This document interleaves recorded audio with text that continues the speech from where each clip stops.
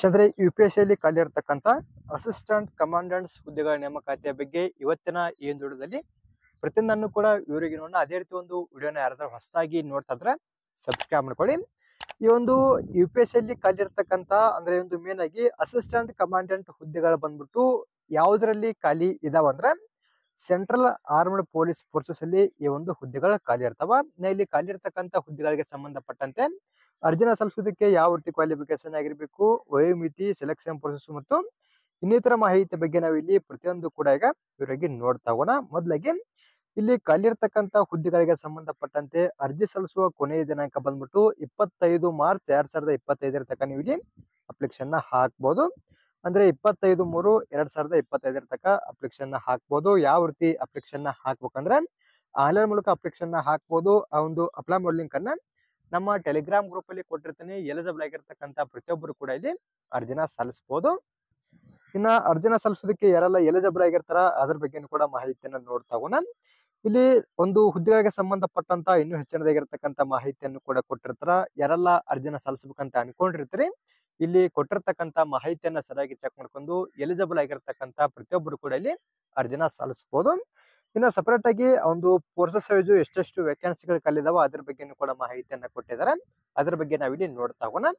ಇಲ್ಲಿ ಮೊದಲಾಗಿ BSF ಅಲ್ಲಿ ನೋಡ್ತಾ ಹೋದ್ರೆ BSF ಅಲ್ಲಿ ಟೋಟಲ್ ಆಗಿ 24 ಹುದ್ದೆಗಳನ್ನ ಕೊಟ್ಟಿದ್ದಾರೆ. ನಂತರ CRPF ಅಲ್ಲಿ 204, ಇನ್ನು CISF ಅಲ್ಲಿ 92, ITBP ಅಲ್ಲಿ 4, SSB ಅಲ್ಲಿ 33 ಹುದ್ದೆಗಳನ್ನ ಕೊಟ್ಟಿದ್ದಾರೆ. ಇನ್ನ ಇಲ್ಲಿ ಖಾಲಿ ಇರ್ತಕ್ಕಂತ ಒಟ್ಟು ಅಸಿಸ್ಟೆಂಟ್ ಕಮಾಂಡೆಂಟ್ ಹುದ್ದೆಗಳ ಸಂಖ್ಯೆ ಬಂದ್ಬಿಟ್ಟು 357 ಹುದ್ದೆಗಳ ಟೋಟಲ್ ಆಗಿ ಇಲ್ಲಿ ಖಾಲಿ ಇರ್ತಕ್ಕಂತ ಒಂದು ಒಟ್ಟು ಹುದ್ದೆಗಳ ಸಂಖ್ಯೆ ಆಗಿರತ್ತೆ.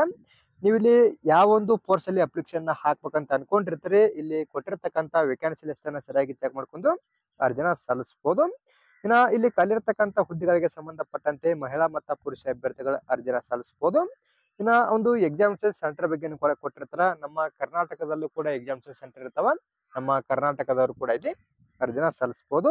ನಂತರ ಇವಾಗ ವಯೋಮಿತಿ ಬಗ್ಗೆ ನೋಡ್ತಾ ಹೋದ್ರ ಇಲ್ಲಿ ಕನಿಷ್ಠವಾಗಿ 20 ವರ್ಷ ಆಗಿರ್ಬೇಕು, ಗರಿಷ್ಠವಾಗಿ 25 ವರ್ಷದ ಒಳಗಡೆ ಇರ್ತಕ್ಕಂಥವ್ರು ಅರ್ಜಿನ ಸಲ್ಲಿಸಬಹುದು. ಇನ್ನ ಇದಲ್ಲದೆ ಸಪರೇಟ್ ಆಗಿ ಇಲ್ಲಿ SC ಮತ್ತು ST ಅವರಿಗೆ ಸಂಬಂಧಪಟ್ಟಂತೆ 5 ವರ್ಷದ ತನಕ ವಯೋಮಿತಿ ಸಲ್ಲಿಕೆ ಸಿಗುತ್ತಾ.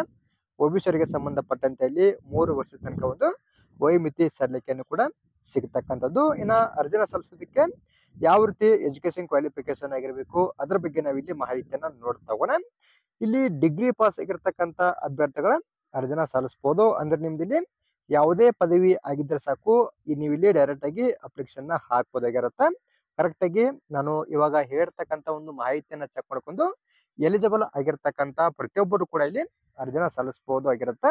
ಅಂದ್ರೆ ಮೇನ್ ಆಗಿ ಏಜ್ ಲಿಮಿಟ್ ನೋಡ್ಕೋಬೇಕಾಗತ್ತಾ ಮತ್ತೆ ಕ್ವಾಲಿಫಿಕೇಶನ್ ಚೆಕ್ ಮಾಡ್ಕೊಂಡು ನೀವು ಇಲ್ಲಿ ಡೈರೆಕ್ಟ್ ಆಗಿ ಅರ್ಜಿನ ಸಲ್ಲಿಸಬಹುದು. ಇನ್ನ ಅಪ್ಲಿಕೇಶನ್ ಫೀ ಬಗ್ಗೆ ನೋಡ್ತಾ ಹೋದ್ರೆ ಇಲ್ಲಿ ಮಹಿಳಾ ಅಭ್ಯರ್ಥಿಗಳಿಗೆ SC ST ಅಭ್ಯರ್ಥಿಗಳಿಗೆ ಸಂಬಂಧಪಟ್ಟಂತೆ ಯಾವುದೇ ರೀತಿ ಅಪ್ಲಿಕೇಶನ್ ಫೀ ಇರಂಗಿಲ್ಲ.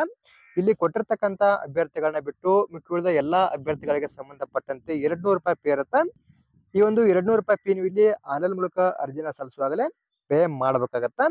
ಇನ್ನ ಸಪರೇಟ್ ಆಗಿ ನಿಮ್ಗೆ ಏನಾದ್ರು ಅಪ್ಲಿಕೇಶನ್ ಹಾಕೋದ್ರ ಬಗ್ಗೆ ಗೊತ್ತಾಗದಲ್ಲಿ ಇಲ್ಲಿ ಕೆಳಗಡೆ ಹೌ ಟು ಅಪ್ಲೈ ಅಂತ ಮಾಹಿತಿಯನ್ನ ಕೊಟ್ಟಿದ್ದಾರೆ. ನಿಮ್ಗೆ ಅರ್ಜಿನ ಸಲ್ಲಿಸೋದ್ರ ಬಗ್ಗೆ ಗೊತ್ತಾಗದಲ್ಲಿ ಇಲ್ಲಿ ಕೆಳಗಡೆ ಕೊಟ್ಟಿರ್ತಕ್ಕಂತ ಒಂದು ಹಂತಗಳನ್ನ ಫಾಲೋ ಮಾಡ್ಕೊಂಡು ಈಸಿಯಾಗಿ ನೀವು ಇಲ್ಲಿ ಅರ್ಜಿನ ಸಲ್ಲಿಸಬಹುದಾಗಿರುತ್ತೆ. ನಂತರ ಇವಾಗ ಇಲ್ಲಿ ಆಯ್ಕೆ ವಿಧಾನದ ಬಗ್ಗೆ ಮಾಹಿತಿಯನ್ನ ನೋಡ್ತಾ ಹೋಗೋಣ. ಅಂದ್ರೆ ಯಾವ ರೀತಿ ಆಯ್ಕೆಯನ್ನ ಮಾಡ್ಕೋತಾರ ಅಂದ್ರೆ ಇಲ್ಲಿ ಮೊದಲಾಗಿ ಎಕ್ಸಾಮ್ ಇರುತ್ತೆ. ಎಕ್ಸಾಮ್ ಅಲ್ಲಿ ಕ್ವಾಲಿಫೈಡ್ ಆದ್ಮೇಲೆ ಫಿಸಿಕಲ್ ಟೆಸ್ಟ್ ಇರುತ್ತೆ. ಫಿಸಿಕಲ್ ಆದ್ಮೇಲೆ ಇಲ್ಲಿ ಮೆಡಿಕಲ್ ಎಕ್ಸಾಮಿನೇಷನ್ ಮೂಲಕ ಅವರು ಆಯ್ಕೆಯನ್ನ ಮಾಡ್ಕೊಳ್ತಕ್ಕಂಥದ್ದು.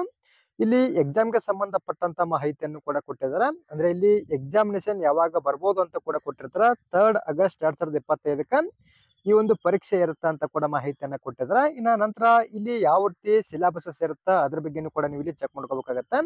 ಇನ್ನ ಕ್ವಶನ್ಸ್ ಯಾವ ರೀತಿ ಬರ್ತಾವ ಅಂದ್ರೆ ಇಂಗ್ಲಿಷ್ ಮತ್ತು ಹಿಂದಿಯಲ್ಲಿ ಮಾತ್ರ ಇರುತ್ತೆ. ಈ 2 ಲ್ಯಾಂಗ್ವೇಜ್ ಅಲ್ಲಿ ನಿಮ್ಗೆ ಯಾವ ಒಂದು ಲ್ಯಾಂಗ್ವೇಜ್ ಅಂಡರ್ಸ್ಟ್ಯಾಂಡ್ ಆಗುತ್ತಾ ಆ ಒಂದು ಲ್ಯಾಂಗ್ವೇಜ್ ಅಲ್ಲಿ ಎಕ್ಸಾಮ್ ಅನ್ನ ಬರೀಬಹುದು.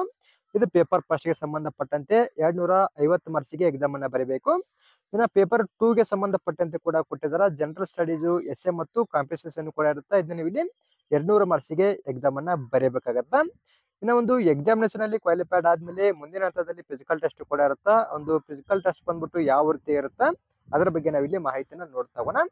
ಇಲ್ಲಿ ಕೆಳಗಡೆ ನೋಡುವುದು ನೀವು 100 ಮೀಟರ್ ರೇಸ್ ಇರುತ್ತಾ. ಮೊದಲಾಗಿ ಪುರುಷ ಅಭ್ಯರ್ಥಿಗಳಿಗೆ ಸಂಬಂಧಪಟ್ಟಂತೆ ನೀವು 100 ಮೀಟರ್ ರೇಸ್ ನ ಇಲ್ಲಿ 16 ಸೆಕೆಂಡ್ ಅಲ್ಲಿ ಕಂಪ್ಲೀಟ್ ಮಾಡಬೇಕಾಗತ್ತ.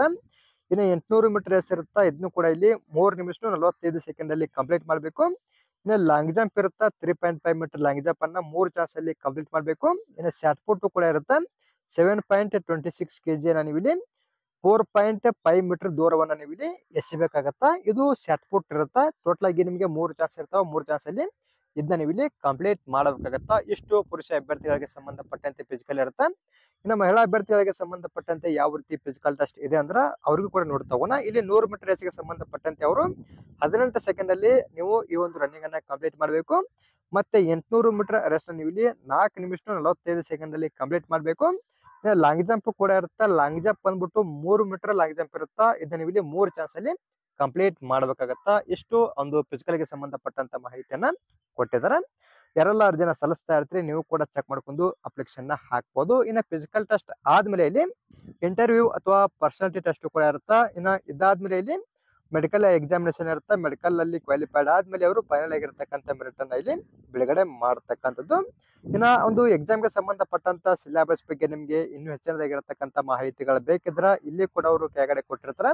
ಯಾರೆಲ್ಲ ಅರ್ಜಿನ ಸಲ್ಲಿಸ್ತಾ ಇರ್ತೀರಿ ನೀವು ಕೂಡ ಒಂದು ಸರಿ ಇಲ್ಲಿ ಕೊಟ್ಟಿರ್ತಕ್ಕಂಥ ಸಿಲೆಬಸ್ ಆಗಿರ್ಬೋದು, ಕ್ವಾಲಿಫಿಕೇಶನ್, ವೇಕೆನ್ಸಿಗಳ ಬಗ್ಗೆ ಮತ್ತು ಇನ್ನಿತರ ಮಾಹಿತಿ ಬಗ್ಗೆ ಚೆಕ್ ಮಾಡ್ಕೊಂಡು ಅಪ್ಲಿಕೇಶನ್ ನ ಹಾಕ್ಬೋದಾಗಿರುತ್ತೆ. ಈ ಒಂದು ಅಪ್ಲೈ ಮಾಡೋ ಲಿಂಕ್ ಅನ್ನ ನಮ್ಮ ಟೆಲಿಗ್ರಾಮ್ ಗ್ರೂಪ್ ಅಲ್ಲಿ ಕೊಟ್ಟಿರ್ತೀನಿ. ಎಲಿಜಿಬಲ್ ಆಗಿರ್ತಕ್ಕಂಥವ್ರು ಆ ಒಂದು ಲಿಂಕ್ ಮೇಲೆ ಕ್ಲಿಕ್ ಮಾಡ್ಕೊಂಡು ಅರ್ಜಿನ ಸಲ್ಲಿಸಿ.